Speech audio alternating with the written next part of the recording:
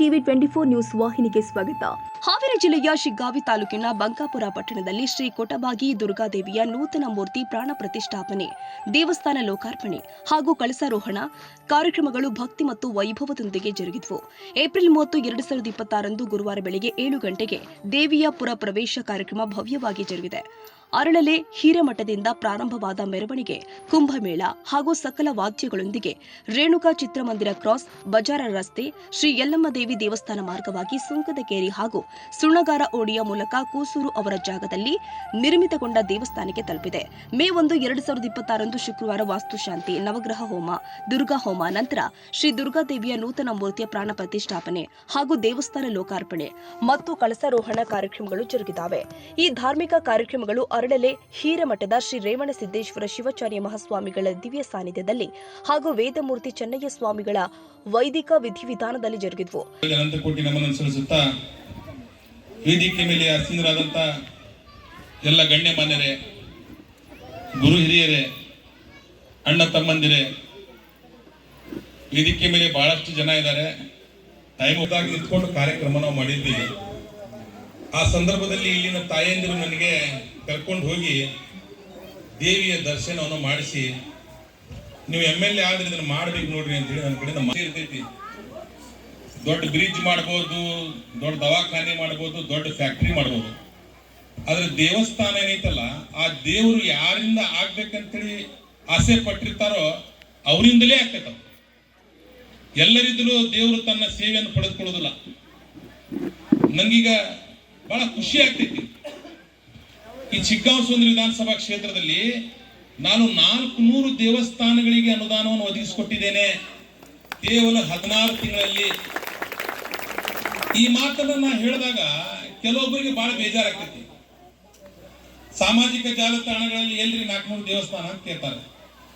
ನಾನು ಮೊನ್ನೆ 400 ದೇವಸ್ಥಾನದ್ದು ಲಿಸ್ಟ್ ಹಾಕ್ಬಿಟ್ಟೇನೆ. ನಾ ಮೊನ್ನೆ ಪಾಣಿಕಟ್ಟಿಗೆ ಹೋಗಿದ್ದೆ. ಪಾಣಿಕಟ್ಟಿ ಗ್ರಾಮದಲ್ಲಿ ಕೆಲವೊಂದು ದೇವಸ್ಥಾನಗಳಿಗೆ ನಾನು ಅನುದಾನವನ್ನು ಒದಗಿಸಿಕೊಟ್ಟಿದ್ದೆ. ಅಲ್ಲಿ ಗ್ರಾಮ ದೇವತೆಗೆ ಎಲ್ಲ ಕೆಲವೊಂದು ಹೊಸದಾಗಿ ದೇವಸ್ಥಾನಗಳನ್ನು 2 ಸೇರಿಸಿದ್ದೆ. ಅಲ್ಲಿ ಆ ಹೆಸರನ್ನು ನಾನು ಸಮಾರಂಭದಲ್ಲಿ ಓದಿದಾಗ ಕೆಲವೊಬ್ಬ ಯುವಕರು, ಸರ್ ನೀವು ದುಡ್ಡು ಹಾಕಿರಿ ಅಂತ ಹೇಳಿದ್ರಿ, ಇನ್ನು ಬಂದೇ ಇಲ್ಲ ಅಂತ ಹೇಳಿದ್ರು. ಇಲ್ಲಪ್ಪ, ಅದನ್ನು ಹಾಕಿ 1 ವಾರ ಆಯ್ತು, ಇನ್ನೇನು ಅದನ್ನು ಎಸ್ಟಿಮೇಟ್ ಮಾಡಿ ಮುಂದೆ ಕೆಲಸ ಮಾಡ್ತೀವಿ ಅಂತ ಹೇಳಿದೆ. ಅದನ್ನೇ ವಿಡಿಯೋ ಮಾಡಿಕೊಂಡು ಸಾಮಾಜಿಕ ಜಾಲತಾಣಗಳಲ್ಲಿ ಹಾಕಿ ಒಂದು ತರಹದ ವಾತಾವರಣ ಸೃಷ್ಟಿಯನ್ನು ಮಾಡುವಂತ ನಾವು ಕಾಣ್ತಾ ಇದ್ದೀವಿ. ಈ ದೇವ್ರ ವಿಚಾರ ಇದೆಯಲ್ಲ, ಇದು ಬಹಳ ಸೂಕ್ಷ್ಮವಾದಂತ ವಿಚಾರ.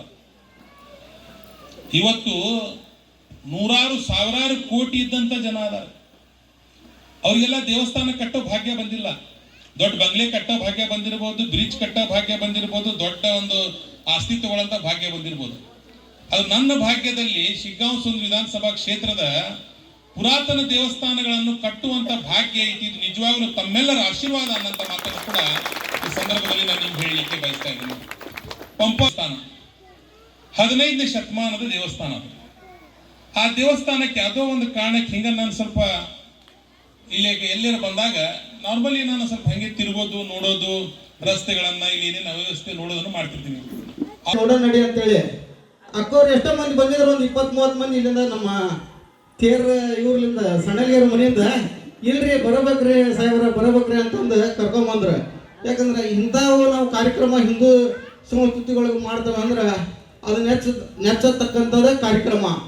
ಯಾಕಂದ್ರೆ ಒಂದೇ ಸಮಾಜಕ್ಕೆ ಮೀಸಲಾತಿ ಆಗೋದಿಲ್ಲಲ್ಲ, ಎಲ್ಲ ಸಮಾಜದವರು ಇವತ್ತು ಬಡ ಸಮಾಜ ಇದೆ.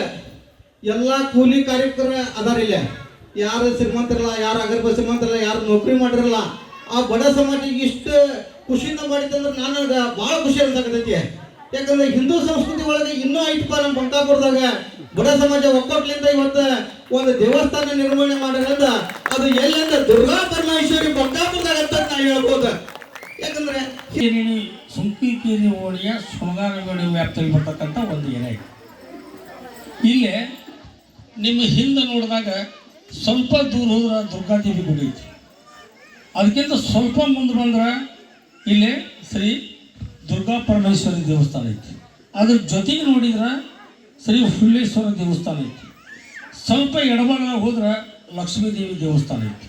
ಇನ್ನು ಸ್ವಲ್ಪ ಈ ಕಡೆ ಒಂದು ಹೀಗೆ ಬರಬೇಕಂತೇಳಿ ತಮ್ಮೆಲ್ಲರ ಪರವಾಗಿ ಕಾರ್ಯಕ್ರಮದಲ್ಲಿ ಶಿಗ್ಗಾಂವ್ ಸವಣೂರು ಕ್ಷೇತ್ರದ ಶಾಸಕ ಯಾಸಿರ್ ಅಹಮದ್ ಖಾನ್ ಪಠಾಣ್ ಸೇರಿ ಅನೇಕ ಗಣ್ಯರು ಭಾಗವಹಿಸಿದ್ರು. ಪುರಸಭೆ ಅಧ್ಯಕ್ಷರು, ಉಪಾಧ್ಯಕ್ಷರು, ಸ್ಥಳೀಯ ಮುಖಂಡರು ಹಾಗೇನೆ ವಿವಿಧ ಸೇವಾ ಸಮಿತಿಗಳ ಪದಾಧಿಕಾರಿಗಳು ಉಪಸ್ಥಿತರಿದ್ದರು.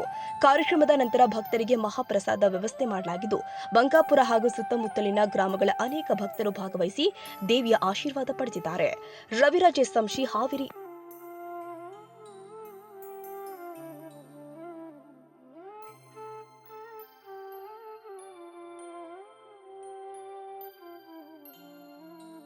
ಕನ್ನಡಿಗರ ಮೆಚ್ಚಿನ ನಿಮ್ಮ ಟಿವಿ 24 ಕನ್ನಡ ನ್ಯೂಸ್ ವಾಹಿನಿ ಇದೀಗ ಟಿವಿಯಲ್ಲಿ ಲಭ್ಯ.